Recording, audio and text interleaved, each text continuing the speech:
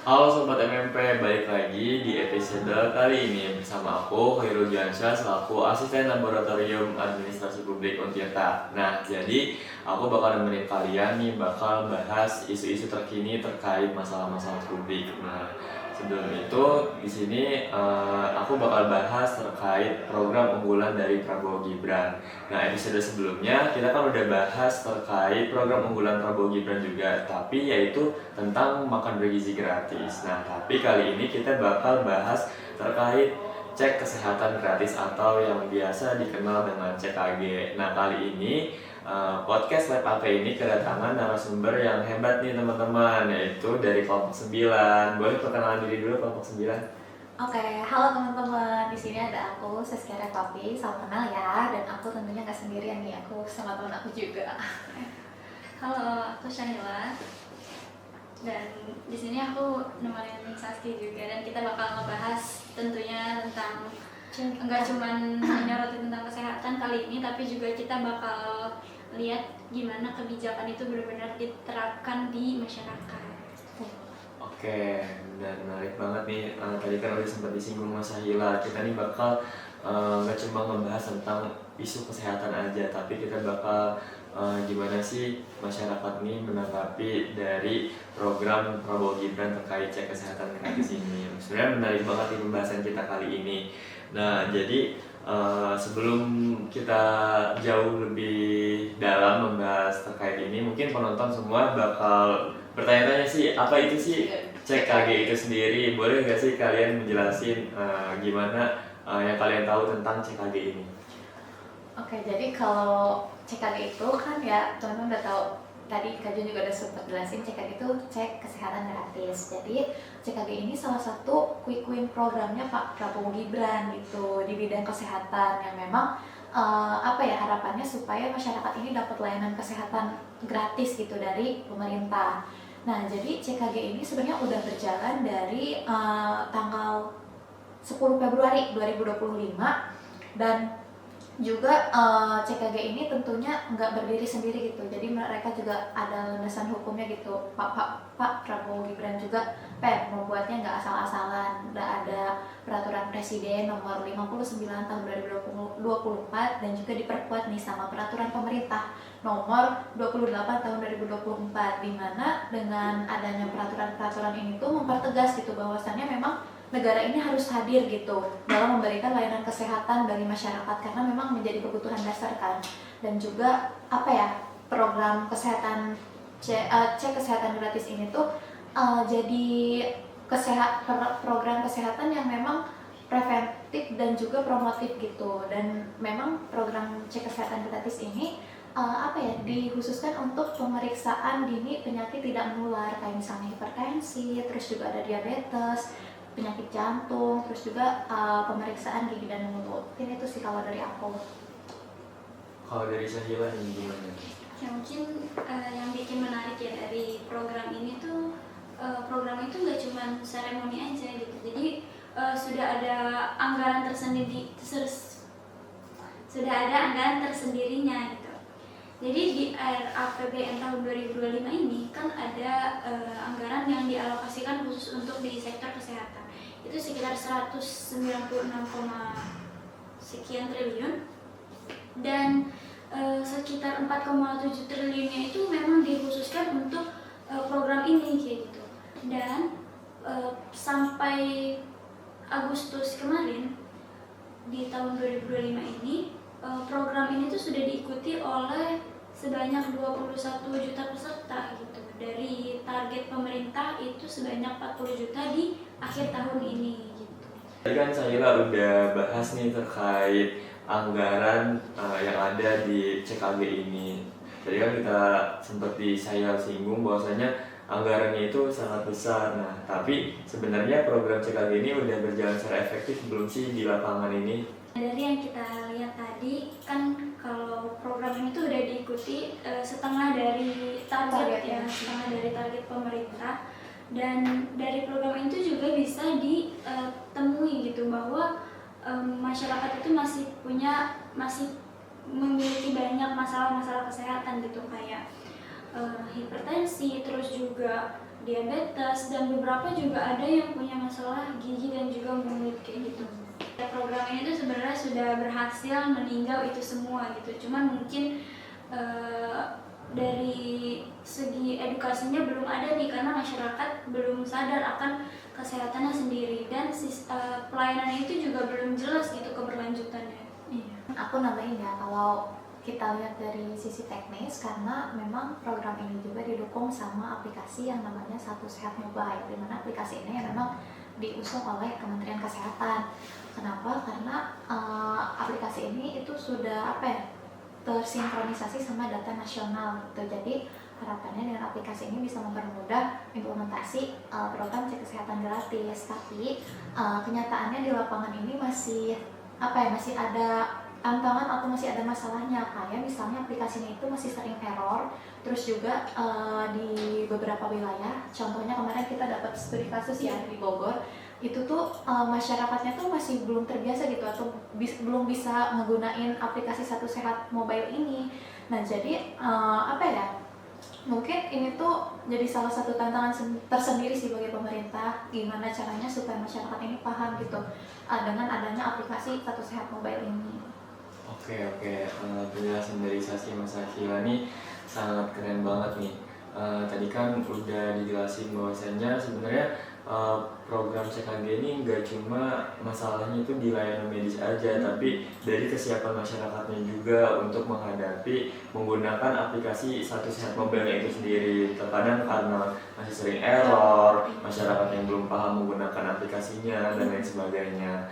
Nah itu kan dari segi kesiapan aplikasi itu sendiri, dan juga dari segi kesiapan dari program CKG itu sendiri. Nah, kalau dari segi fasilitas dari setiap daerah itu menurut kalian memadai atau enggak?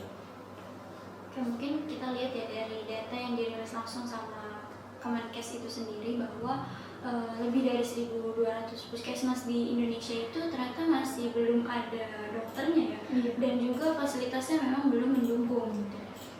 Jadi kita bisa lihat di sini bahwa memang masih ada ketimpangan nih dari segi tenaga medis dan juga fasilitas, mungkin terutama di daerah tertinggal ya, kayak 3T itu. Iya, benar-benar.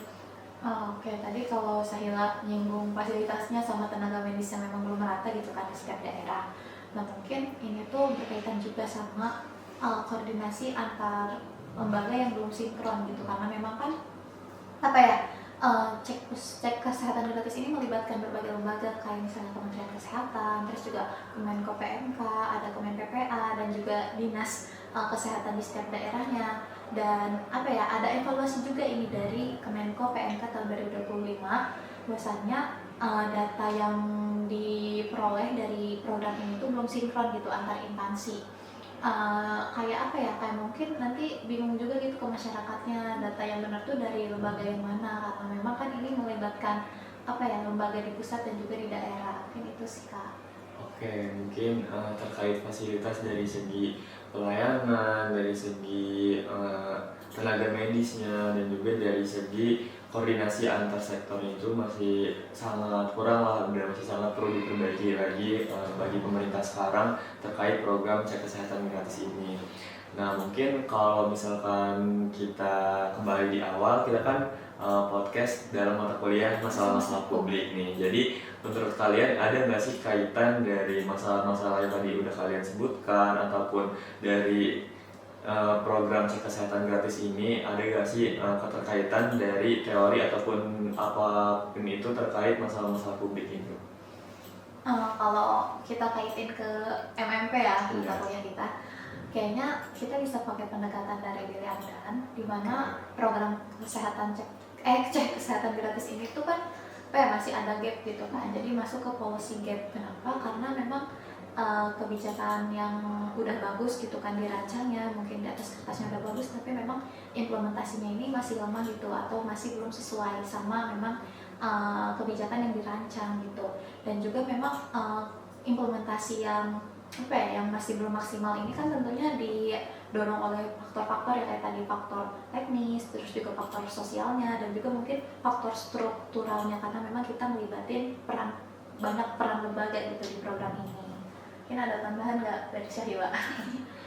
Ya, dari program ini tuh juga sebenarnya bisa jadi contoh nyata ya buat kita semua bahwasanya masalah publik yang timbul itu gak cuman muncul dari nggak adanya kebijakan gitu, tapi bisa juga dari kebijakan yang udah ada tetapi belum berjalan secara efektif gitu ya. Mungkin tadi pelajaran yang dapat kita ambil dari Sahila sama Saskia udah jelasin itu banyak banget nih terkait program cek kesehatan gratis itu sendiri. Nah, kalau tadi kan kita udah banyak nih menyinggung soal masalah-masalah yang ada di program cek kesehatan gratis. Nah, menurut kalian kita sebagai mahasiswa administrasi publik enggak banget gak sih kalau kita cuma ngomongin masalahnya doang tapi tanpa merekomendasikan sebuah kebijakan buat masalah terkait program CKG ini. Nah, dari kalian ada nggak sih rekomendasi kebijakan untuk program cek kesehatan gratis ini? Tentunya ada ya. Kita juga kayak gimana sih supaya program cek kesehatan gratis ini ya bisa sesuai gitu sama harapan sama tujuan dari pemerintah. Nah, ada 3 rekomendasi yang kita buat. Tentunya rekomendasinya bersifat objektif ya, kita nggak mau asal gitu. Kita juga harus by data karena kita mahasiswa AP ya, nggak boleh kayak Sekadar ngomong iya gitu. kan, harus ada datanya gitu. Iya. Nah, jadi mungkin rekomendasi yang pertama kita itu pengen adanya peningkatan literasi digital di masyarakatnya dulu. Karena apa? Karena kalau kita tarik atau kita lihat datanya itu BPS tahun 2024 itu menyatakan bahwa sekitar 37% masyarakat ini memang belum mempunyai literasi digital dasar gitu. Kayak kemampuannya tuh belum belum ada gitu untuk dasarnya dalam menggunakan aplikasi digital. Nah, ini tentunya berkaitan gitu sama memang program CKG yang memang punya aplikasi Satu Sehat Mobile. Nah, jadi mungkin langkah pertama pemerintah ini bisa kayak bikin pelatihan pelatihan literasi digital di tiap puskesmas atau posyandunya supaya masyarakat ya setidaknya paham gitu bagaimana cara menggunakan aplikasi Satu Sehat Mobile supaya implementasi dari program CKG juga makin bagus gitu kan ininya kayak ratingnya dari masyarakat gitu sih Kak. Oke, itu kan yang pertama kali ya. Ada lagi yang kedua mungkin? Oke, jadi ini masih sejalan sama penjelasan aku sebelumnya ya. Tentu saja pemerintah itu wajib yang melakukan pemerataan ya antara untuk menutupi kesenjangan dari tenaga medis dan fasilitas untuk mendukung dari program ini gitu.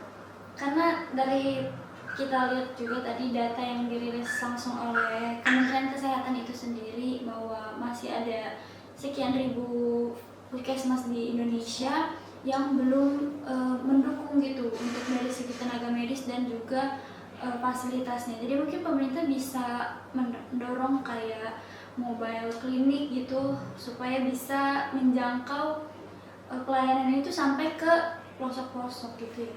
Oke. Mungkin yang terakhir kali ya, tadi kan Iya. ada 3 mungkin. Benar, oke. Jadi kalau yang terakhir mungkin aku jelasin ya. Jadi yang terakhir itu harus ada transparansi data sih. Karena tadi kan masih ada masalah terkait sinkronisasi antar lembaga tuh gimana soal datanya. Jadi mungkin pemerintah ini harus bisa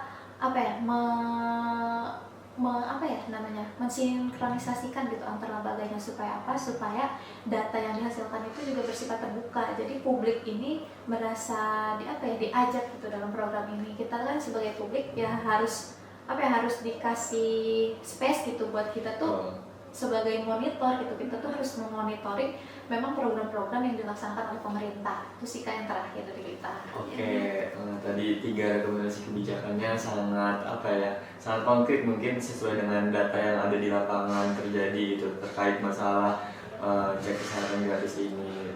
Oke, mungkin itu kan terkait tadi rekomendasi kebijakannya. Sebenarnya kan cek kesehatan gratis ini langkah yang baik ya dari pemerintah juga. Namun masih banyaklah kendala yang harus diperbaiki oleh pemerintah mulai dari segi implementasinya, persiapannya dan lain sebagainya. Tapi masih perlu disempurnakan juga di tahap pelaksanaannya. Iya, benar banget. Jadi ya tentu saja kita sebagai masyarakat tuh berharap ya bahwa program ini tuh nantinya gak cuman jadi simbol kebijakan aja gitu, tapi benar-benar terus terlaksana dan berkelanjutan dan nantinya bisa tetap dirasakan oleh seluruh masyarakat gitu. Mungkin ada Saskia tambahan?